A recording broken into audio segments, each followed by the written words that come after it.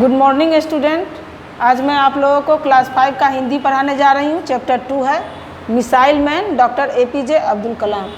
Doctor APJ Abdul Kalam का नाम आप लोग ने सुना होगा और उन्हें मिसाइल मैन भी कहा जाता है। भारत के अंतरिक्ष कार्यक्रम और मिसाइल विकास कार्यक्रम के साथ जुड़े रहने के कारण इन्हें मिसाइल मैन भी कहा जाता है।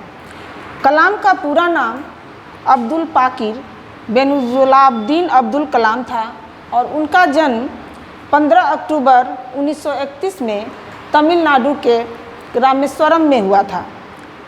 वे एक साधारण परिवार से बिलोंग करते थे। वे साधारण परिवार में रहते थे और उनके पिता जो थे वो एक नाविक थे और उनकी माता असियम्मा एक सफल गृहिणी थी।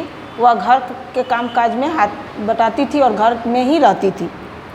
अपने पिता की आर्थिक स्थिति को संभालने के लिए डॉक्टर एपीजे अब्दुल कलाम जो थे वह पढ़ाई के बाद जब स्कूल से घर जाते थे तो वे समाचार पत्र बेचते थे ताकि उनकी पिता की सहायता कर सके, आर्थिक स्थिति में सहायता कर सके।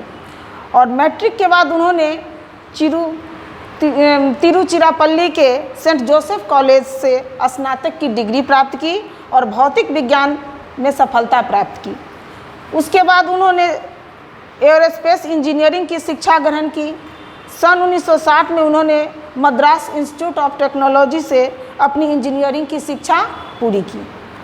उसके बाद कलाम क्या किए कि रक्षा अनुसंधान और विकास संगठन में एक वैज्ञानिक के पद पर कार्य को संभाला और सर्वप्रथम उन्होंने भारतीय सेना के लिए एक छोटा सा हेलीकॉप्टर तैयार किया और कलाम को प्रसिद्ध वैज्ञानिक विक्रम भाई साराभाई के साथ काम करने का उसी समय में अवसर मिला। और 1969 में उनका स्थानांतरण भारतीय अंतरिक्ष अनुसंधान इसरो में हुआ और तब से भारत का प्रथम उपग्रह रोहिणी को पृथ्वी की कक्षा में सन 1980 में स्थापित किया।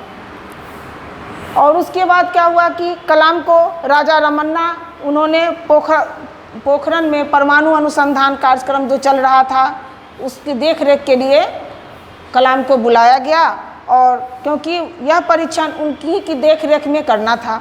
और 70 के दशक में वे अपनी सफलताओं में इतने प्रसिद्ध हुए कि तत्कालीन प्रधानमंत्री श्रीमती इंदिरा गांधी अपने कैबिनेट में के मंजूरी के बिना, यानी उन्होंने कैबिनेट से कोई भी ऑर्डर नहीं लिया और एपीजे अब्दुल कलाम को उस परियोजना में कार्य करने की अनुमति दे दी। और इसी क्रम में उन्होंने अग्नि और पृथ्वी जैसी मिसाइलें कलाम के योगदान से ही के साथ हमारे सामने आई।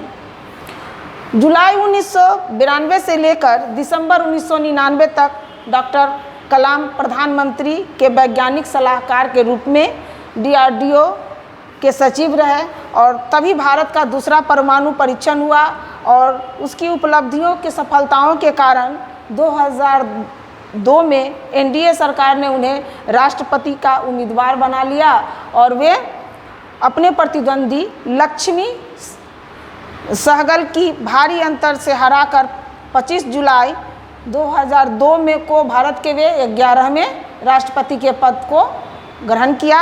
और इससे पहले उन्हें भारत रत्न की उपाधि मिल चुकी थी और उनका कार्यकाल 5 वर्ष तक का रहा और उसके बाद वे सेवा मुक्त होकर वे शिक्षण कार्य में लग गए और उन्होंने शिक्षा के क्षेत्र में पढ़ाने का काम करने लगे और शुरुआत की और उन्होंने 2 बार youth icon of the year का अवार्ड भी मिला।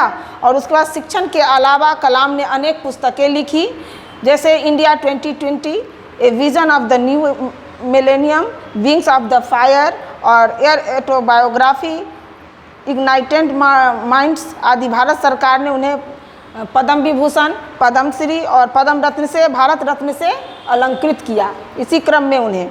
और मिसाइल के क्षेत्र में तो उनका योगदान रहा ही, लेकिन आजकल के युवाओं के लिए भी वो प्रेरणा के स्रोत बने क्योंकि उनका कहना था, वो युवाओं को यह संदेश देते थे कि हमेशा जिज्ञासु प्रवृत्ति का होना चाहिए, कुछ करने की ललक होनी चाहिए और नया नया शोध करने के लिए, नया नया आविष्कार करने के लिए इस चीज़ के लिए वो युवाओं को प्रेरित करते रहते थे और इसके लिए उन्होंने बहुत सारी पुस्तकें भी लिखी जो कि आज के युवाओं के लिए प्रेरणा के स्रोत बने। 27 जुलाई 1915 को भारतीय प्रबंधक संस्थान शिलांग में अध्ययन कार्य करने के दौरान अध्यापन कार्य कर रहे थे, यानी कि पढ़ाई की काम कर रहे थे और कार्य के दौरान उन्हें दिल का दौरा पड़ा और यह चमकता सितारा हमेशा के लिए हम लोगों के सामने नहीं रहे, यानी कि उनकी मृत्यु हो गई। और यही था APJ अब्दुल कलाम की जीवनी और आप लोगों को भी उनसे प्रेरणा लेनी चाहिए कि कुछ करने की जिज्ञासा हम अपने मन में रहे। कोई ज़रूरी नहीं है कि बचपन से कोई पढ़ने में तेज़ हो तभी कुछ कर सकता है। APJ अब्दुल कलाम भी तो पढ़ने में बिल्कुल साधारण थे, लेकिन जब उनमें ललक जगी, जब उनके मन में जिज्ञासा की प्रवृत्ति बनी तो उन्होंने मिसाइल मैन बनकर दिखा दिया लोगों के सामने। तो इस तरह से आप लोग को भी प्रयास हमेशा हर चीज़ को करने के लिए प्रयासरत रहना चाहिए और इनके जीवन से सीखना चाहिए। यही आपका चैप्टर था। धन्यवाद।